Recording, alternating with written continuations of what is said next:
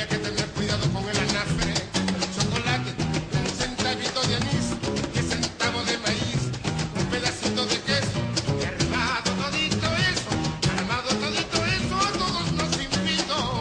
Curruncum, acurruncum, curruncum, acurruncum, acurruncum, acurruncum, acurruncum, acurruncum,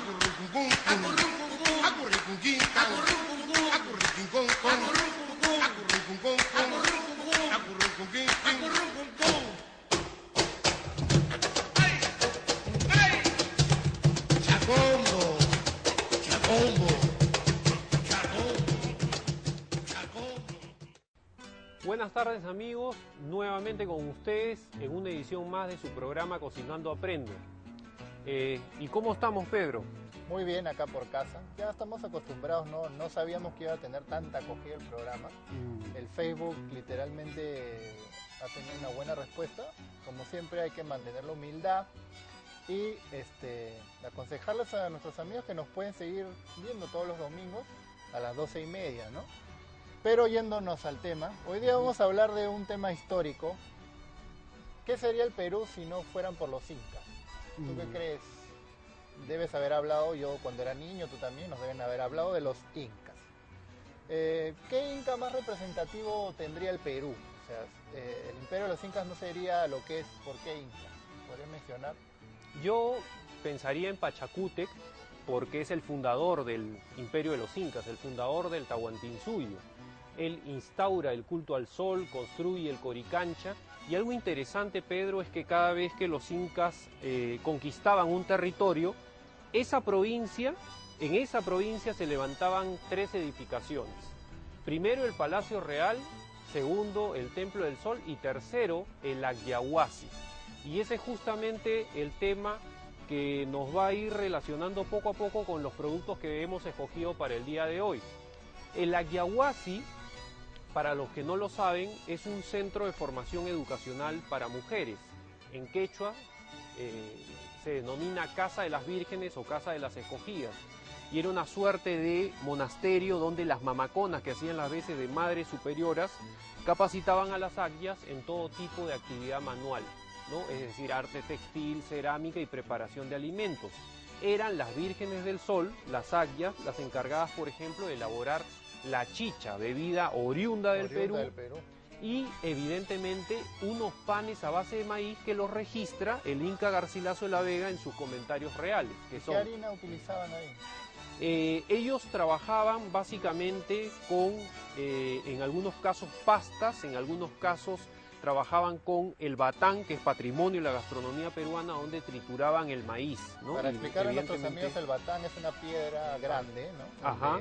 Entra un producto, otra piedra superior y con movimiento aplasta, ¿no? Sería como, digamos, la prehistoria de la licuadora. Claro, ¿No es ¿no? cierto? Y digo patrimonio porque muchas salsas, como la salsa de la huancaína, nacieron en un batán, ¿no? Entonces es importante mencionar que el Inca Garcilaso de la Vega registra 3 tipos de panes a base de maíz, mencionaba, el tanta, la huminta y el sanco, ¿no? Entonces, yo también quería hacer una aclaración, porque quizás a ti, Pedro, y a mí nos han enseñado en el colegio que el maíz es oriundo de México.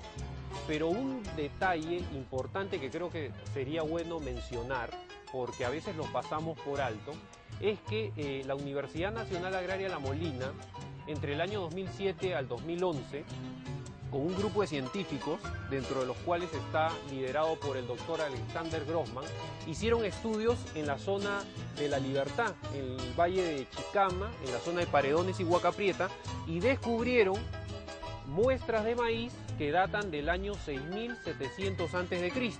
y además materia orgánica carbonizada relacionada al maíz que datan del año 7200 a.C. Entonces, quiero sobre todo hacer énfasis en lo siguiente, lo que dice el doctor Alexander Grossman con sus propias palabras. Él dice que el maíz peruano ha evolucionado de manera independiente al maíz mexicano, número 1. Número 2, eso nos indicaría también que el maíz peruano es tan o más antiguo que el maíz mexicano. Entonces, ya que hablamos tanto del maíz, porque los incas nos han posicionado a nosotros como la primera potencia en variedad y diversidad genética de maíz en el mundo, claro. hemos desarrollado estos dos panes que los vamos a explicar más adelante, que son el pan de choclo, ojo, no el clásico pan de maíz, esto es elaborado con extracto de choclo, y el pan de maíz morado. Yo creo, Pedro, y probablemente te ha pasado a ti porque enseñas en muchas escuelas de cocina, cuando ves turistas o extranjeros, ¿no? Y se sorprenden de la maravilla que es el maíz morado, ¿no? Claro, el maíz morado es importante en la dieta peruana, o sea, casi todas las bebidas, digamos, de festividad o diaria existen la mesa. Sí. Lo que pasa es que generalmente no estamos acostumbrados a prepararlo, porque es, digamos, una buena chicha, para las personas que recién se conectan al programa, una buena chicha es maíz morado, fruta. Entonces, generalmente la fruta en el Perú, digamos, no está al nivel adquisitivo de todo. Entonces, si tiene piña, tiene membrillo, tiene canela, eso va aumentando el valor.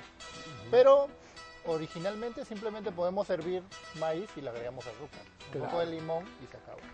Pero antiguamente, ¿cómo preparaban la chicha en jora en la época de Pachacútec, por ejemplo?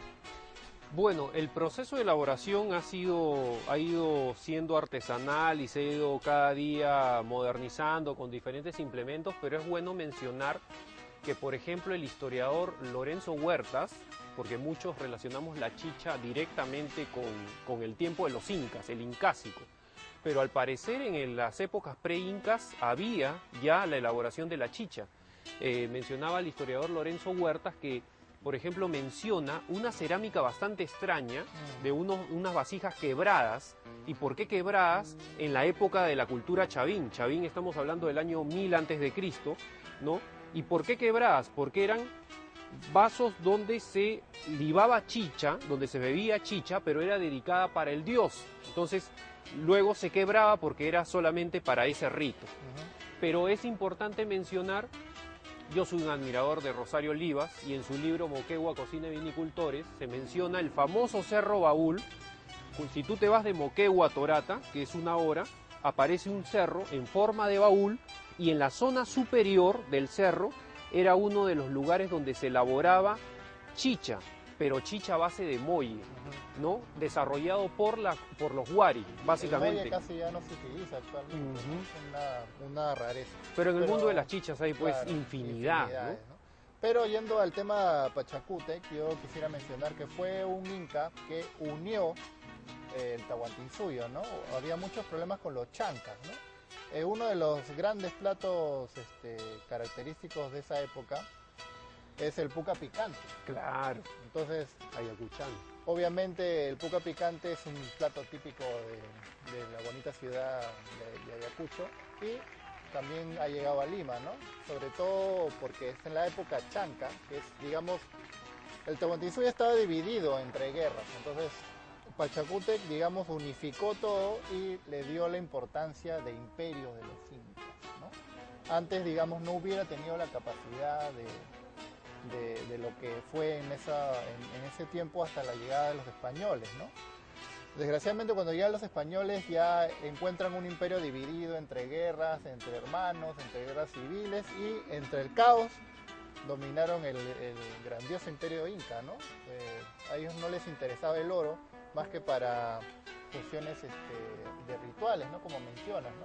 Pero la codicia de algunos países destruyó y desintegró todo el imperio, ¿no? Pero lo que queremos resaltar hoy día es productos de esa época, ¿no es cierto? ¿Qué hubiera habido en la mesa de Pachacútec o Pachacuti en esa época? Yo en mi área he encontrado el camote morado, típico de Perú. He encontrado el huacatay. ¿No? El huacatay lo vamos a mencionar en el siguiente bloque porque siempre analizamos los ingredientes. Y el cuy.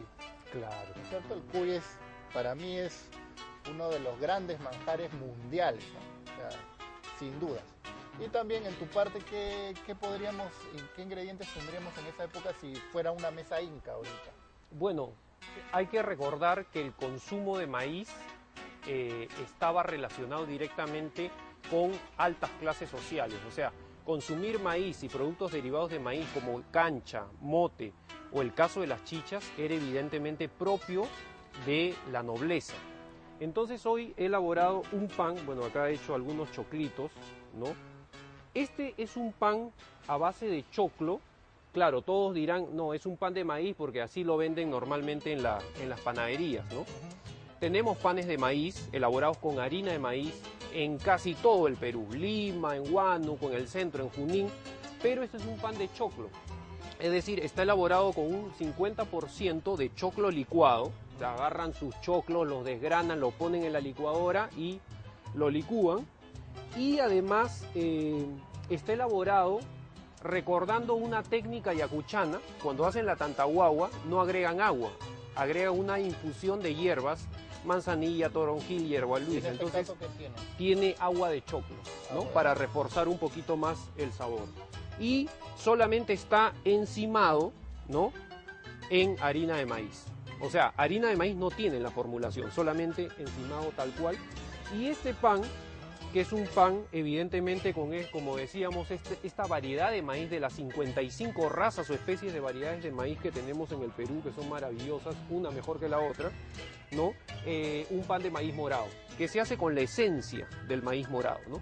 Es bueno que ustedes sepan aromatizar el maíz morado cuando hagan la chicha, la canela y el clavo de olor, que es una alianza perfecta en los postres peruanos, y las frutas, como dijo Pedro, todas las frutas habidas y por haber, membrillo, piña, cáscara de manzana. Hay que acordar que simplemente hemos manejado una chicha estándar para no tener muchos insumos de Europa, ¿no? Claro, exactamente. Pero eso lo vamos a ver más adelante porque nos vamos a un comercial.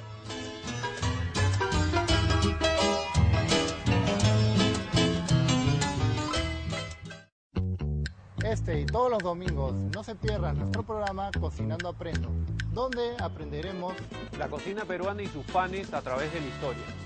No se olviden, 12:30. Yo me informo con Panera, revista especializada de panadería, pastelería y molinería. Si quieres suscribirte a la revista Panera, los teléfonos son el 266-4661.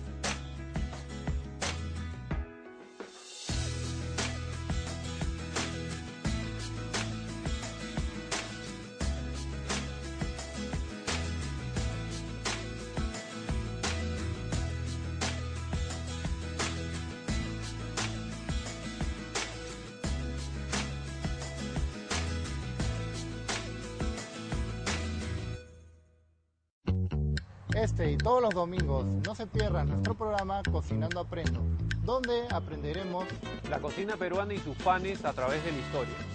No se olviden, 12:30. Yo me informo con Panera, revista especializada de panadería, pastelería y molinería. Si quieres suscribirte a la revista Panera, los teléfonos son el 266-4661.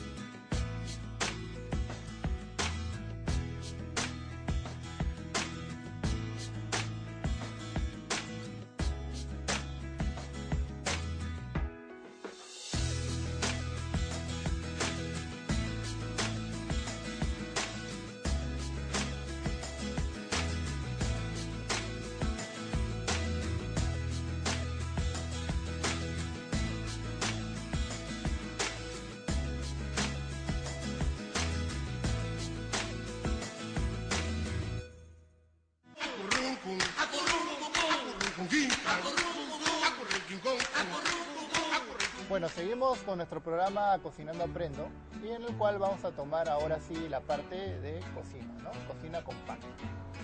En primer lugar, ya habíamos hablado de ¿qué pan? Primero. El pan de choclo, recalcando que no es un pan de maíz, es un pan de choclo, utilizando el choclo licuado y el agua de infusión de choclo, ¿no? Entonces, para nuestros amigos que recién sintonizan, vamos a hablar de lo siguiente. En esta ocasión yo he utilizado carne de cuy, ¿ya? La carne de cuy ya saben que viene ya en el mercado limpio, sin piel, sin nada. Simplemente yo lo paso por agua caliente y luego lo frío. Una vez que se frío, le agrego un poco de huacatay, lo deshilacho, le agrego sal, sal gruesa. Listo. Lo tenemos acá y lo agrego al pan de choclo, ¿no es cierto?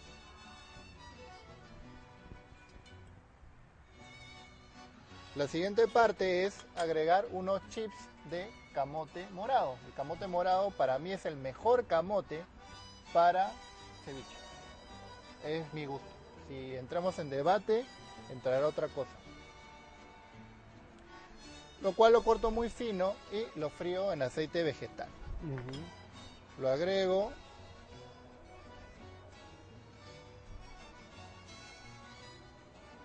Y le agrego esto que ven acá a nuestros amigos de simplemente chincho y huacatay.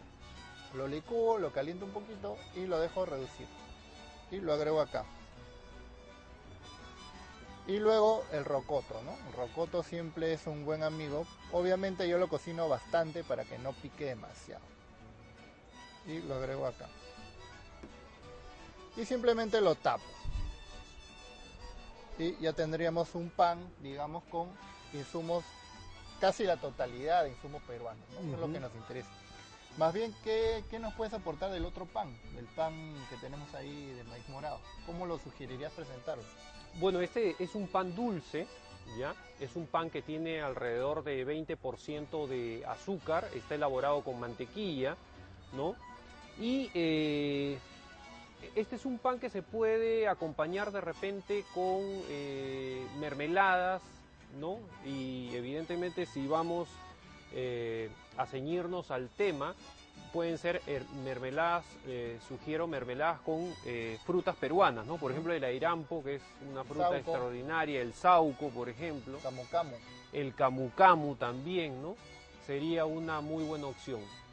Creo que hemos también, y sería bueno mencionarlo, Pedro, hemos escogido el maíz para relacionar a este personaje que es Pachacútec, porque tú sabes que el maíz tenía una connotación no solamente como uno de los cereales íconos del Nuevo Mundo, como uno de los cereales más importantes o de los granos más importantes de América, sino que además tenía una connotación sagrada. Es decir, si revisamos en la época pre-inca vamos a encontrar que, por ejemplo, los mochicas llegaron a divinizar al maíz.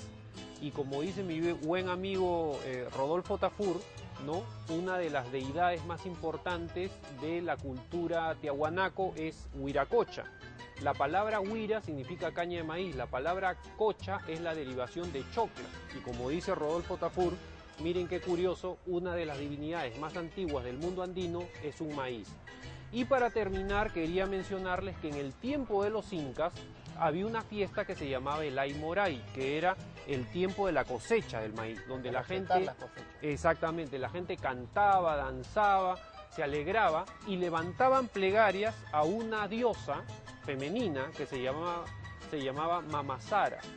Sara es la antigua denominación que se le daba al maíz, es decir, una diosa que estaba representada por el maíz. Así que el maíz no solamente es uno de los granos o los cereales más importantes en el mundo, sino que también en el tiempo de los incas tenía una connotación sagrada. Entonces, para más profundizar algún tema, vamos a hablar de el huacatay, pero eso va a ser en el siguiente bloque.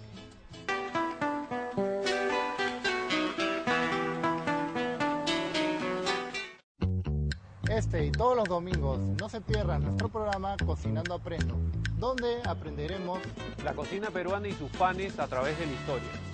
No se olviden, 12:30. revista especializada de panadería, pastelería y molinería. Si quieres suscribirte a la revista Panera, los teléfonos son el 266-4661.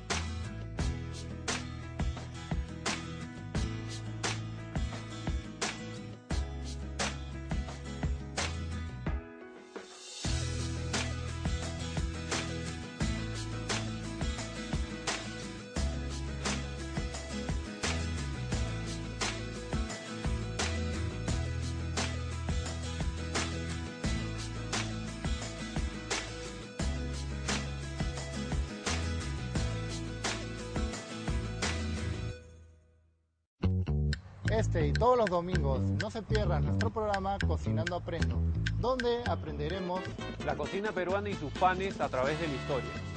No se olviden, 12:30. Yo me informo con Panera, revista especializada de panadería, pastelería y molinería. Si quieres suscribirte a la revista Panera, los teléfonos son el 266-4661.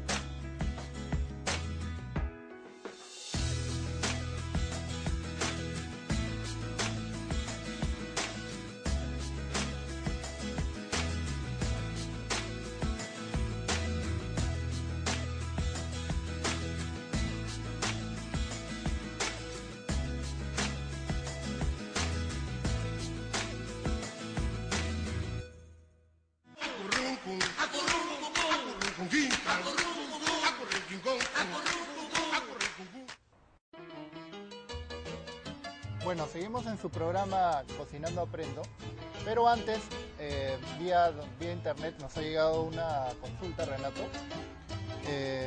Javier nos escribe de Los Olivos, déjame ver la pregunta exactamente.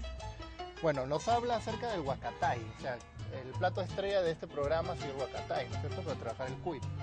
El huacatay es indispensable en la cocina del sur, no hay ocopa sin huacatay. No hay ají, también en las pollerías hay un ají verde que lleva huacatay. Pero ¿qué propiedades tiene el huacatay? Si lo usamos en infusión nos ayuda en problemas digestivos, es antiabortivo.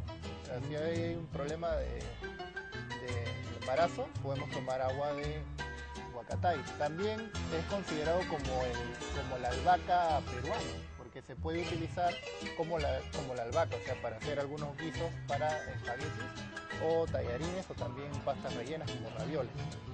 Y también es sumamente usado en la pachamanca, ¿no? junto con otras hierbas que ya mencionaremos en otros programas, pero en este caso lo utilizamos para cocinar tanto pachamanca a la olla como pachamanca en tierra, ¿no? La pachamanca en tierra lleva piedras, lleva procedimientos en los cuales uno entierra y coloca sus productos en la tierra.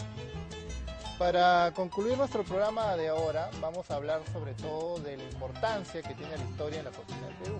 Pero también más adelante hablaremos de temas históricos universales, ¿no? Pero eso será más adelante. Todas las recetas, como las trabajamos, tanto él produce sus panes, yo hago nuestras recetas de cocina, las encuentran en el Facebook de Cocinando Aprendo o en el Twitter @cocinando77, en las cuales le vamos a dar todo el hincapié de cómo se desarrollan todas las recetas. También todas nuestras charlas que vamos a empezar en el mes de noviembre y diciembre también nos pueden contactar directamente en el Facebook. A más likes, más oportunidades de ganar varios premios, ¿no? Sobre todo tenemos convenios con productos de cocina, libros, productos de cuchillos, cubiertos, etcétera, que vamos a ir sorteando. O sea, estén atentos a la convocatoria que hagamos, sobre todo en las redes sociales. ¿Qué más los podrías concluir para ya terminar todo este tema de los incas en el Perú? Bueno, tú mencionaste el tema de la pachamanca, ¿no? El huacatay como una hierba pachamanquera, junto con el chincho y el paico. Recordemos un poco, de alguna manera, sacar a la luz todas esas simbologías que hay en el mundo andino. La pachamanca, pacha, tierra, manca, olla, una gran olla de tierra donde se cocinaba, ¿no?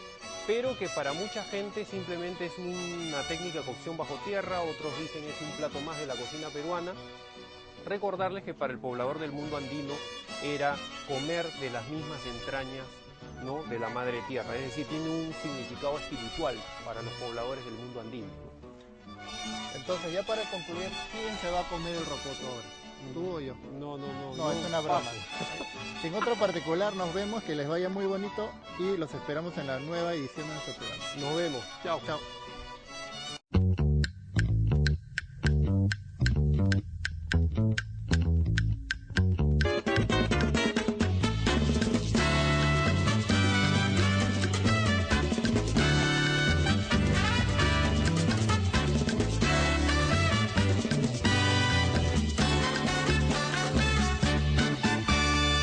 Pides que te compre un granizado, que sea de fresa con copiño mantecado. Tú me pides que te compre un granizado, que sea de fresa con copiño mantecado. Mi niña siempre me pide que le compre un granizado. Yo se lo voy a comprar porque mi niña pasó de grado. Tú me pides que te compre un granizado, que sea de fresa con copiño mantecado. Pides que te compre un granizado, que sea de fresa con copiño mantecado. Cuando paso por la esquina, el carrito está parqueado y todos los niños corren